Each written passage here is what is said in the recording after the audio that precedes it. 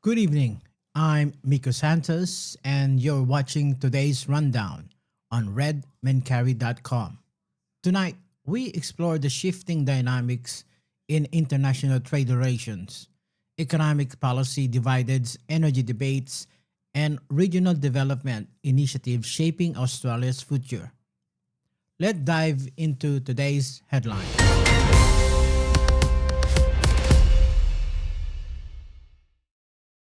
President Trump has modified his tariff policy, backing down on some reciprocal tariffs while maintaining pressure on China. A tremendous amount of spirit from other countries, including China. China wants to make a deal. They just don't know how quite to go about it. You know, it's one of those things they don't know how quite. They're proud people.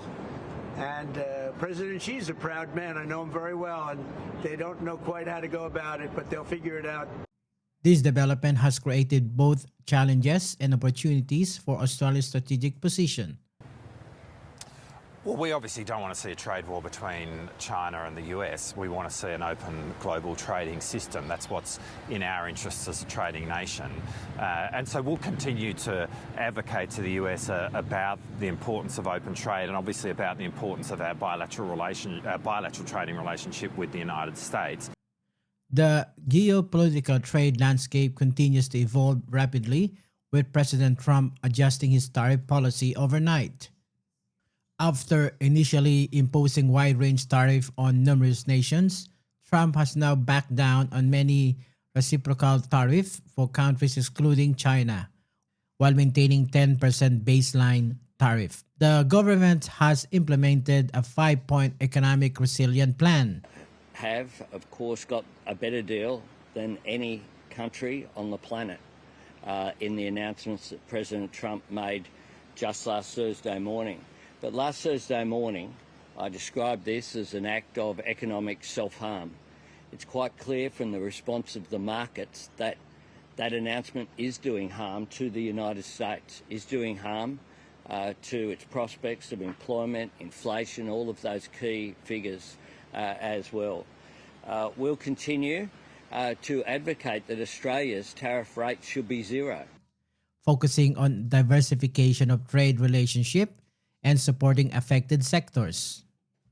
Deputy Prime Minister Richard Marles emphasized Australia's position remains independent, saying, Pursuing Australia's national interests. It's not about making common cause with China, we're not doing that. But we are focused on building markets and diversifying our trade, as I said. And we've done a lot more in Southeast Asia, for example, with countries like Indonesia, which is a massive market that's going to grow right next to us. We're about to sign a new trade agreement with India, which is the biggest country in the world now. We've done a trade agreement with the UAE, which is really the gateway to the Middle East, an important market for Australia. We've doubled our trade with the UK over the last 3 years. So we're focused on diversifying our trade, and yes, we've stabilised our relationship with China, and that's a good thing. But fundamentally, what we're doing is diversifying our trade around the world and building Australia's economic resilience, and that's. The opposition has unveiled plans for two dedicated funds, the Future Generations Fund and Regional Australia Future Fund, designed to manage resource windfalls and address intergenerational inequality. Under a coalition government, mining windfalls will not just disappear. Mining windfalls will not just disappear. They will be turned into lasting national assets and investments in future generations. We'll set up two dedicated funds for these windfalls inside the Future Fund. First of all, the Future Generations Fund, and secondly, the Regional Australian Future Fund. So this is a very exciting announcement today, and it builds on the Coalition's record of establishing the Future Fund, something that was a very far-sighted decision back in its day from a responsible and effective coalition government. That Future Fund has contributed greatly to the sustainability of Australia's public finances and reduced that intergenerational burden of government debt. The Future Generations Fund and the Regional Australia Future Fund will lock in those mining windfalls. It will help pay down debt It will invest in nation-building initiatives, and they will drive growth in the regions.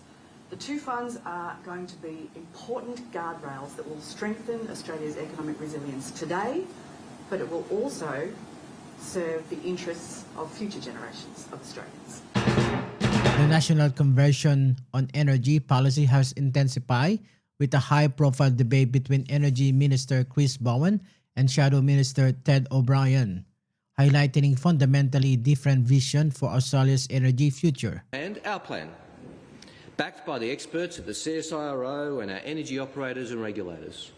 Our plan, which stays the course with an appropriate mix of more renewable energy, backed by storage, backed by gas peaking and firming, backed by household batteries, transmission and a stable system. And the good news is that this is not a trade-off. The same plan, our plan, is the right plan that delivers the cheapest, most reliable form of energy and reduces emissions in this, the critical decade for our planet. Chris Bowen is right about one thing. Indeed, Australia does face a fork in the road moment when it comes to its energy future. Under Labor, that future will see Australia become poorer, weaker and more dependent on foreign supply chains. Under the Coalition, Australia will become richer, stronger and fiercely independent. Energy is life, energy is the economy. Indeed, energy security is national security. And how we manage energy in the years ahead will determine the sort of country we become. It will determine whether or not our children and theirs have the same opportunities which we have as a nation. It is absolutely critical. Now, as you look at those forks in the road, if you want to have a taste of what the fork looks like under Labor, consider the last 3 years and ask yourself, do you feel better off today than you did 3 years ago?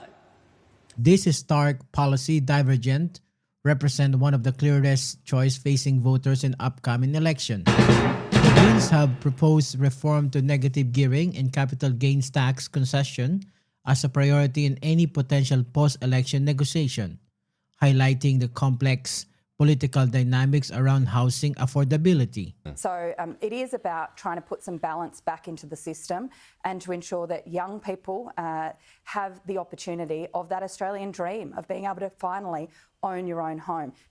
Pete, more taxes doesn't solve an issue when you want to build more houses. I've got Green councillors who take it with pride that they've never voted to approve a DA to build more houses. That's the problem. Okay. We need to improve it by giving, with a $5 billion fund to improve civil construction to build more homes. Both major parties are competing with vision for regional development, with the opposition announcing a $20 billion Regional Futures Fund. It should be about the 9 million of us that don't live in capital cities actually having a fair share of investment from the resources that our nation supplies to global markets. The government counters with its own regional commitment, including healthcare and education investment in the regional centres. But today I can announce it will deliver an additional $27.5 million to construct a health and engineering wing at Central Queensland University's Cairns campus. This will mean more students can study closer to home and help close workforce shortages. These developments underscore the complex challenge facing in Australia in trade relation, economic management and energy policy, and housing affordability with competing vision for nation future direction. For more in-depth analysis and continuous update, visit redmancarry.com, subscribe to our daily newsletter. You can also support our independent journalism by listening to our podcast on all major platforms. I'm Miko Santos. Thank you for joining us on today's rundown. Stay informed, stay engaged, and good night.